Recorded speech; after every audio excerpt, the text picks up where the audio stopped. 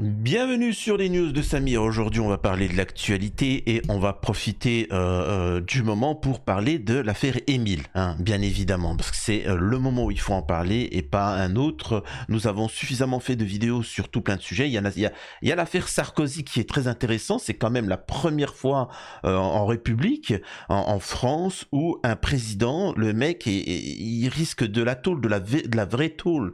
Et c'est quand même gravissime ce qui se passe avec Sarkozy. Personne n'en parle. Il y a ce qui se passe en Turquie, ce qui se passe en Gaza, aux États-Unis. Il y a vraiment des dizaines et des dizaines de vidéos que j'ai notées, que je dois faire, hein, qui sont prévues. Mais la priorité pour moi à l'heure actuelle, c'est l'affaire Émile. Donc et sur l'affaire Émile, il y a des choses qui sont intéressantes et qu'il faut absolument vous parler. Alors, il y a plusieurs étapes. Bien évidemment, la garde à vue va être prolongée hein, de la famille. Nous avons, et c'est très étrange, le prêtre Claude Gilliot, ou Guilliot, le prêtre qui a baptisé le petit Émile, était en tension avec le grand-père. Il faisait partie d'une sorte d'ordre à peu près pareil.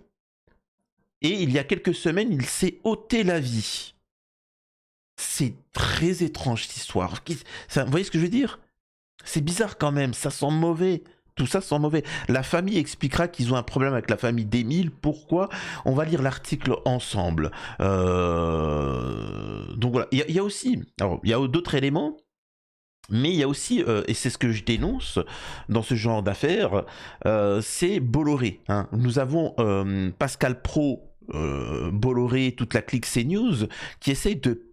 Je vous l'ai dit, hein, ils essaient toujours de politiser les affaires. Hein, c'est comme ça. C'est-à-dire que quand il y a un acte pédo au QTF, ces gens-là, faut bien que vous le compreniez, et je ne cesse de le répéter dans mes vidéos, ces gens-là en sont tous. Ce n'est pas pour rien que l'affaire Epstein, l'affaire Didi, où on apprend que beaucoup d'influenceurs, de youtubeurs, d'hommes politiques, de princes, de ministres, de journalistes, de chroniqueurs télé, de présentateurs, apparemment allaient dans des soirées où ils bipent des enfants. Vous allez me dire c'est quoi le rapport avec l'affaire Émile? J'y viens. C'est-à-dire qu'à chaque fois qu'on parle de problématiques réelles de la société française, comme le fait qu'il y ait des disparitions d'enfants, il faudrait... Moi, je suis désolé, je suis un présentateur télé. Quand j'apprends qu'il y a une affaire Émile, par exemple, je répète, on va parler de l'affaire Émile. Je rappelle qu'il y a des milliers chaque année en France d'enfants qui disparaissent, qu'on ne retrouve jamais. Pourquoi on ne met pas l'appareil d'État sur ce sujet-là? Ensuite, quand on les retrouve, on apprend que certains lui ont ôté la vie ou ils ont abusé de ces enfants-là. Est-ce qu'il ne faudrait pas rétablir la peine capitale? Est-ce qu'il ne faudrait pas régler le problème? Non. Ces gens-là, le groupe Bolloré, vont vous expliquer que c'est de la faute des musulmans, vous allez voir l'extrait, c'est assez exceptionnel. En résumé, le groupe Bolloré, Pascal Praud explique qu'il faut, parce que c'est catholique, parce qu'ils sont catholiques, il ne faut pas trop en parler, silence radio, c'est bon, faut pas abuser. Et malheureusement, on peut le voir, la majeure partie des gens tombent dans le panneau. Hein. Ils tombent dans le panneau. Encore en commentaire, par exemple, là, pour avoir critiqué Bolloré, tu auras des abrutis de droite qui vont venir me critiquer. Tu es un gauchiste, tu es un laxiste, etc. Et quand tu lui dis que je suis pour à minima la peine capitale, j'ai bien dit à minima, hein, il dit oh, c'est horrible, ces choses que tu proposes, etc. Machin. C'est comme ça. Vous êtes en train de... comment on appelle ça? On lance le sujet sur autre chose, tu vois. Là, l'affaire Émile, même si Émile, on va trouver les responsables, on va vous dire oui, mais ils sont catholiques, mais ça n'a rien à voir avec les catholiques, et l'islam, machin, etc. Et pendant ce temps, qu'est-ce qu'ils vont faire? Eux, ils vont être condamnés à quoi? Allez, 20 ans de tôle, et dans 10 ans, ils seront sortis, et puis c'est reparti open bar. Tu vois.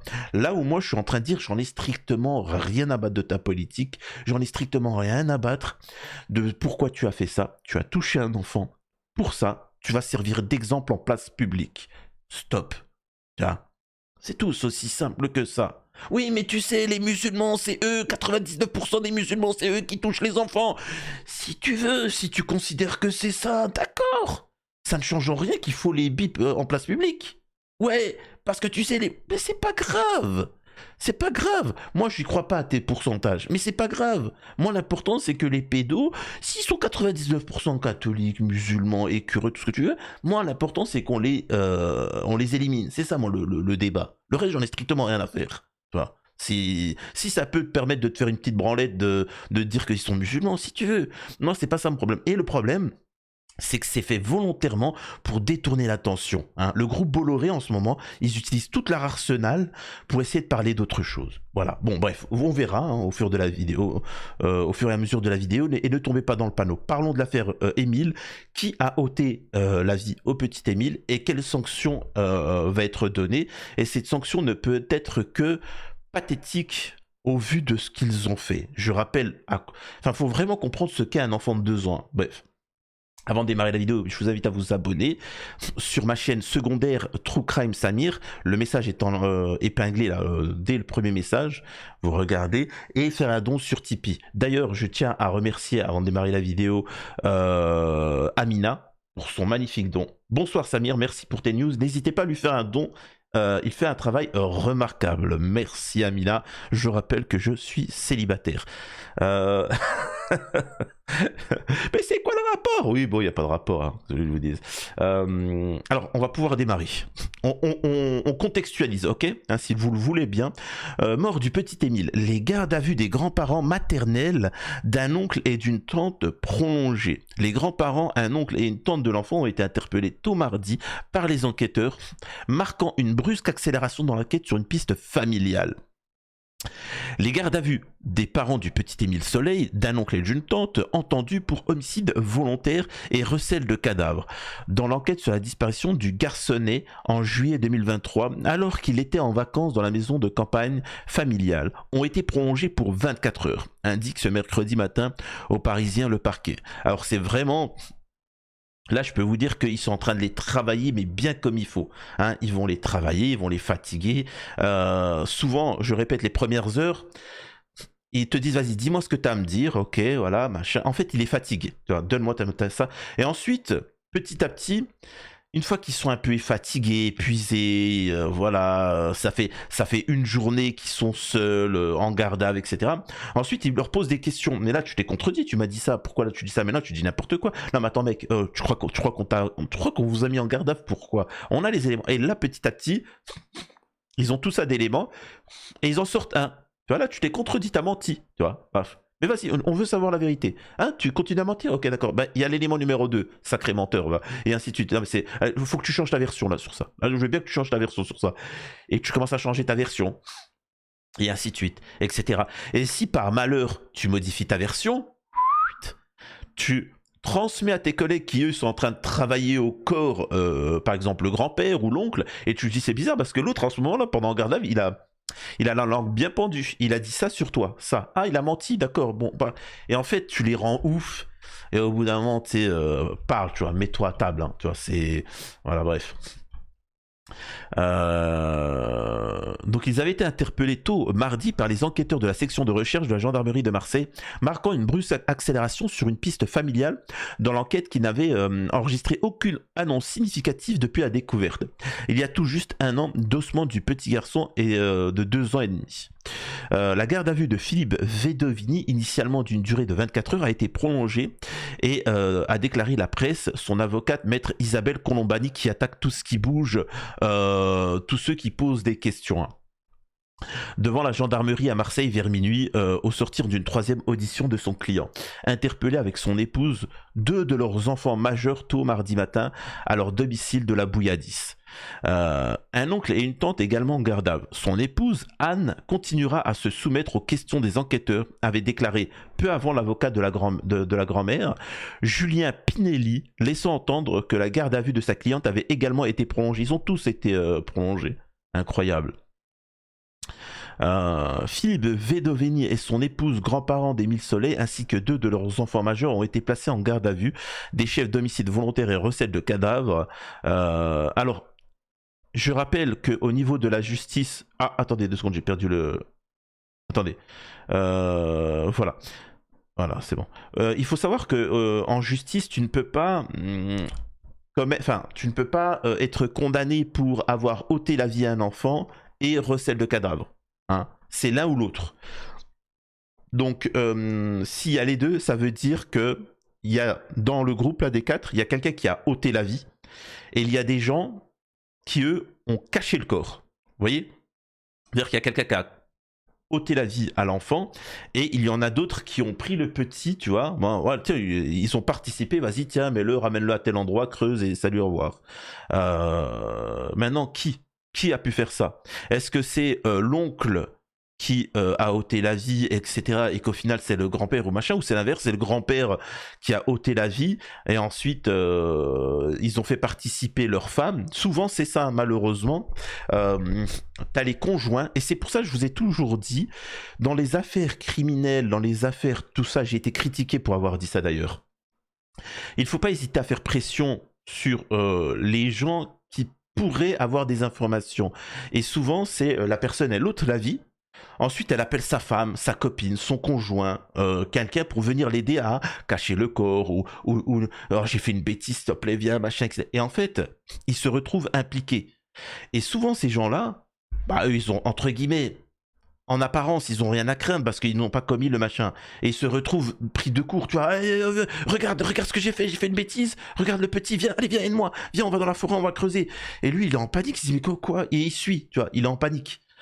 Et c'est pour ça que ces gens-là, il ne faut pas hésiter dans les médias à mettre pression, à leur dire n'hésitez pas à venir nous parler de manière anonyme, etc. Et après, ces gens-là, ils envoient une lettre, ils disent moi, j'ai rien à voir dans cette histoire, il m'a impliqué, mais j'ai rien à voir de base, donc balance, tu vois, balance. Donc c'est très intéressant. Voilà, et surtout que recette de cadavre, ça prend pas beaucoup malheureusement. Hein. Avait annoncé tôt mardi le procureur d'Aix-en-Provence, Jean-Luc Blachon. Une éventuelle prolongation des gardes à vue à l'ordre de l'oncle et de la tante, également interpellés, n'était pas immédiatement connue, etc. Bon, voilà. Alors, on va passer tout de suite au sujet le plus intéressant. C'est cette chose mystérieuse qu'on apprend. Alors, attendez, on va couper ça. Le prêtre qui a baptisé Émile s'est ôté la vie. Sa sœur dit en vouloir à la famille de l'enfant. Ben tiens, c'est quand même exceptionnel. Le père Claude Gilliot, professeur émérite et islamologue. Ah, pardon, vous voyez pas. Voilà. Professeur émérite et islamologue à l'université d'Aix-Marseille, s'est ôté la vie le 15 mars dernier. Il y a quelques jours, quand même, a appris Paris Match ce mardi 25 mars 2025. Cet ancien curé, est-ce que c'est pas ça qui a motivé la garde à vue? Est-ce que c'est pas les enquêteurs, ils se sont dit quoi? Peut-être qu'ils vont tous sauter la vie. Ils vont sauter la vie et en fait le coupable on va pas l'arrêter. Allez, on les chope tous, tu vois. Peut-être, hein, je pose la question. Parce qu'il n'y a rien de plus horrible que le coupable. C'est-à-dire que tu ne sais pas au final comment ça s'est passé, pourquoi ils ont ôté la vie du petit. En fait, ça reste sans réponse. Il s'est ôté la vie le 15 mars dernier. Cet ancien curé de 85 ans officiait à la chapelle des Pénitents Gris, où la famille d'Émile Soleil avait ses habitudes. L'homme d'église avait même baptisé le petit garçon pardi. Un service mal perçu par la famille d'Émile. Leurs liens se sont étiolés au début de l'affaire. Lorsqu'Émile n'était encore qu'un enfant disparu, la raison, Claude Gilliot avait transmis à la presse un cliché des parents du garçonnet pour montrer qu'ils étaient rayonnants bien plus à leurs avantages, justifiait-il auprès d'un magazine un mois avant sa mort. Donc voilà. C'est qu'il croyait être un bon service et n'a eu l'effet escompté auprès des proches d'Émile. Son grand-père maternel, Philippe Vedovini, aujourd'hui en garde à vue, avait inondé le curé d'insultes et appelé au boycott de la chapelle privée. Tiens, c'est incroyable ça, hein. C'est quand même phénoménal, lâche qu'il est. Tu vois. La suite des événements est tout aussi navrante. Le père Gilliot est contraint de quitter la chapelle sur ordre du recteur, tandis que l'évêque Christian Delarbre ne lui aurait confié aucun autre ministère, précise Paris Match. Bah dis donc, ce Philippe Vedovini, quel pouvoir il a quand même. Enfin, on est bien d'accord que c'est un pauvre citoyen lambda. hein, ce Philippe Vedovini. Et pourtant, il est capable d'arriver et de dire, toi, le prêtre de 85 ans qui est en place dans telle chapelle, etc., je suis pas content de toi. Et bizarrement, t'as le recteur, t'as le ministre, tu sais, Oh, oh, même sur la planète Namek, ils ont parlé de ça, ils ont dit c'est horrible ce qu'il a fait. Vedovini a dit que le prêtre il était pas correct, tout ça. Bah, je suis bah, quand même, c'est pas un vieux papy lambda, tu vois. Pas méchant, hein, les vieux papys quand ils parlent, on les écoute à moitié, tu vois. Là, Philippe Vedovini, malgré son passé assez tumultueux, bizarrement, où il aurait fait partie d'une école où ça bipe des enfants. Tu vois, ils ont été accusés dans ce truc-là. Bon, il y a eu la loi du silence comme Metaram. On se rend compte que Vedovini, quand il a un problème, il envoie un message, il est capable de te faire virer, tu vois. Hein. On est bien d'accord que dans les affaires d'église, quand le prêtre, il est chopé la main dans le sac en train d'avoir bip une centaine d'enfants, comme Betaram, silence radio, il y a rien, tu risques rien. Et là, bizarrement, il y a quelque chose de grave et puis il se retrouve viré à la rue, mais c'est bizarre quand même. Qui est ce grand-père Vedovini quand même? Quel pouvoir a-t-il? Quel lien a-t-il avec des hommes politiques, de la haute société d'Aix-en-Provence, pour avoir autant de poids? Moi, c'est la question que je pose, quand même. Alors, est-ce que l'article continue? Alors, voilà. Une situation qui a fini par avoir raison du prêtre estime sa sœur. J'en veux énormément à la famille du petit Émile parce que je pense que tout est parti de chez eux, a-t-elle confié. Donc, moi, ça, je m'en fous le truc. Moi, c'est de savoir, là, ce qu'il faut en retenir, c'est le pouvoir du grand-père. Il a quand même un pouvoir qui est assez immense. On se rend compte qu'il a des liens. Voilà, c'est comme l'affaire Betaram. On se rend compte que le juge, il s'est tué sur l'affaire parce qu'il a reçu un appel de Bayrou, qu'ensuite il y avait des hommes politiques et que, en attendant, tu avais des centaines et des d'enfants qui se faisaient bip. Et je vous l'ai toujours dit, c'est lié à l'affaire Epstein, Didi, etc. Parce qu'ils sont tous pédos. Ils se protègent tous. Ils savent très bien, il faut bien que vous compreniez que si Vedovini tombe, alors peut-être qu'il va sauter la vie en prison, mais peut-être que lui va se dire « Ah, vous voulez jouer à ça? Vous voulez que moi, Vedovini, je tombe ?» Eh ben, je vais balancer tout le monde. Vous savez, il s'est passé ça dans le couvent, là où on était. Il y a tel ministre, tel président, tel truc, tel procureur, tel machin, tel ceci, tel cela, etc. Qui bipait des enfants. J'en témoigne. De toute façon, j'ai pris la perpète. Eh ben, je vais tout balancer. Eh ben, voilà, hein, c'est comme ça que ça se passe. Et c'est pour ça qu'ils se protègent. C'est pour ça que dans les médias, personne ne te parle de l'affaire Epstein. C'est quand même assez exceptionnel. Ce qui nous permet d'en venir à Pascal Praud. Regardez cette séquence qui est phénoménale. Écoutez-moi ça, savourez. C'est une affaire, effectivement, et je la comprends, qui passionne les Français, comme souvent les faits divers. Elle passionne les Français parce qu'il y a un mystère, parce qu'il y a un enfant. Mais entrer dans les suppositions et les hypothèses ne me paraissent pas adéquats.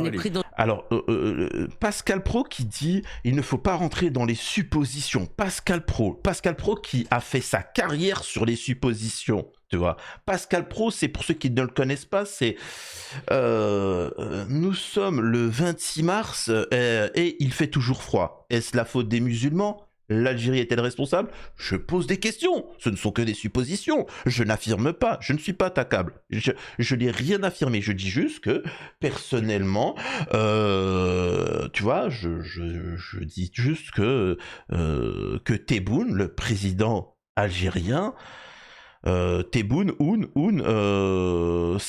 Michel Sardou a été vilipendé dans la rue. Est-ce que c'est responsable? Je pose des questions. Je pose des questions. Hein, bien évidemment. Tu vois, ça, c'est toute la carrière, et c'est pour ça que les gens regardent Pascal Praud, c'est parce qu'il est marrant. Hein. C'est un comique, hein. Faut bien comprendre que c'est un comique. Quoi qu'il arrive, il se retrouve à parler d'islam. Ça n'a aucun sens. Il te parle d'islam. Donc c'est quand même phénoménal. Et là, bizarrement, sur l'affaire Émile, silence radio, faut pas en parler. Non mais attendez, vous foutez de nous là quand même. Tu nous as fait la une sur un rabbin qui s'est fait bousculer. Un rabbin s'est fait bousculer alors qu'il y a des Français qui se font ôter la vie à longueur de journée, on n'en parle pas. Un rabbin s'est fait bousculer, le mec il nous en a fait une des quotidiennes du matin jusqu'au soir depuis 2 semaines là quand même. C'est quand même particulier. On a eu une synagogue où 500 mètres devant, il y a une voiture qui a brûlé. On nous a dit oh mon Dieu la République est attaquée et on en a parlé pendant 1 mois. Et là, bizarrement, quand ça touche les enfants, circuler, il n'y a rien à voir. Je pose la question. Quand est-ce qu'on va savoir quel homme politique, quel journaliste, quel chroniqueur sont dans la liste Epstein, Didi ou Vedovini, peut-être qu'il va nous raconter que il y a des liens avec... je suis en train de mener l'enquête sur le fils Bolloré. Hein, la famille Bolloré. Est-ce que dans la famille Bolloré, il n'y en a pas qui bipent des enfants? Tu vois, c'est la question que je pose. Peut-être qu'ils bipent des enfants et que... comprenez-le bien, c'est à vous de prendre les choses en main. Vraiment. Bref, écoutez la suite. Dans une contradiction, parce que la réalité, c'est comme vous l'avez dit, ça passionne les Français, ça passionne les gens, ils veulent savoir, donc on en parle. Et la vérité, on en parle au minimum en oui, donnant les et je vous le reproche pas. On est pris dans une contradiction entre le temps de l'émotion où les gens voudraient, ils ont tous leur opinion, tout le monde dit des trucs. Oui, mais j'entends bien, mais il me semble qu'il est. Oui, vous avez raison. Il n'est pas dans votre sens. Prolongé, il ira jusqu'à jeudi matin. C'est 48 heures, hein, la garde. Alors, les gens s'intéressent à l'affaire Lina, à l'affaire Émile et à d'autres affaires parce que, parce qu'on s'intéresse à l'affaire, qu'on veut une sanction, c'est gravissime, et l'être humain aime le mystère, c'est vrai. Hein. Pour ceux qui ne savent pas pourquoi telle ou telle affaire intéresse, c'est parce que c'est le côté mystérieux. Hein. Demain, on apprend le petit Émile a disparu, c'est le grand-père qui lui a ôté la vie, par exemple. Tu sais, le jour même, on apprend tout ça. Bon, sanctionné, peine capitale pour nous. Point. Salut, au revoir. Ce qui nous intéresse dans cette affaire, ça ne change rien. C'est-à-dire que même là, cette affaire qui peut être à rallonge. Nous, on arrivera toujours à la même finalité. Mais ce qui nous intéresse, c'est bizarre ce prêtre qui saute la vie quelques jours avant. Ensuite, ça a disparu. Le grand-père, on se rend compte que dans son passé, il est mystérieux. Donc, en fait, ça fait vraiment intrigue, tu vois. C'est-à-dire qu'on ne sait pas qui est quoi, pourquoi, rebondissement, etc. C'est comme ça, on aime les histoires. Quand tu regardes une histoire d'amour, excusez-moi de vous dire ça, c'est pas méchant. Hein. Moi, je regarde pas trop les films d'amour, etc., mais romantiques. Mais par exemple, dans les pays arabes, les histoires d'amour, c'est pas tip top, quoi. Hein. C'est pas le plus top parce que t'as Karima qui rejoint Samir et Samir il vient, il la connaît pas, il se présente à la famille, j'ai entendu parler de votre fille, elle est très bien, puis moi j'ai discuté un petit peu avec elle, j'aimerais lui demander sa main, ils se marient, salut, au revoir, ils ont des enfants, salam alaikum. Ah, tu fais pas un film avec ça alors que tu t'apprends que machin est tombé amoureux de Karima, mais Karima est amoureux de Francis. Francis est amoureux, lui, de Karim. Tu vois, qui voulait se marier avec Fatima, mais Fatima, elle, en ce moment-là, elle s'est rendue compte que elle était cocu et qu'ensuite elle se retrouvait. C'est des trucs qui n'ont ni queue ni tête, mais voilà, c'est comme ça, c'est des histoires d'amour, c'est de la connerie, hein. Bon, bref, excusez-moi de cet aparté. Jeudi matin, on saura s'ils sont déférés ou s'ils sont remis en liberté. Eh bien, je vous propose de refermer ce chapitre et d'avoir une pensée pour... Donc voilà, donc encore une fois, on se rend compte de la problématique de ces journalistes qui veulent étouffer les affaires quand ça ne les arrange pas. En tout cas... On va creuser, il y a quelque chose de très louche dans ce passé. Il y a quelque chose de sombre et encore une fois, moi je pense que l'origine... j'ai pas dit que l'origine du pourquoi le petit a été éliminé, c'est à cause du fait que le grand-père il a participé. Je pense que ça, c'est... je pense que le petit, par exemple, il s'est fait ôter la vie. Je pense que... D'ailleurs, l'oncle dira... C'était de toute façon, ça devait arriver. J'en parlerai dans une prochaine vidéo. Ça devait arriver. Je pense qu'en fait, le grand-père ou la famille quelconque a ôté la vie au petit. Et en fait, s'il y a eu un silence, une omerta, c'est parce que le Vedovini a du pouvoir. Ça, c'est ma théorie. Il a du pouvoir qui fait que les gens se taisent. Donc voilà. On verra ce que ça va donner. J'espère que ça vous a plu. À la prochaine sur les news de Samir.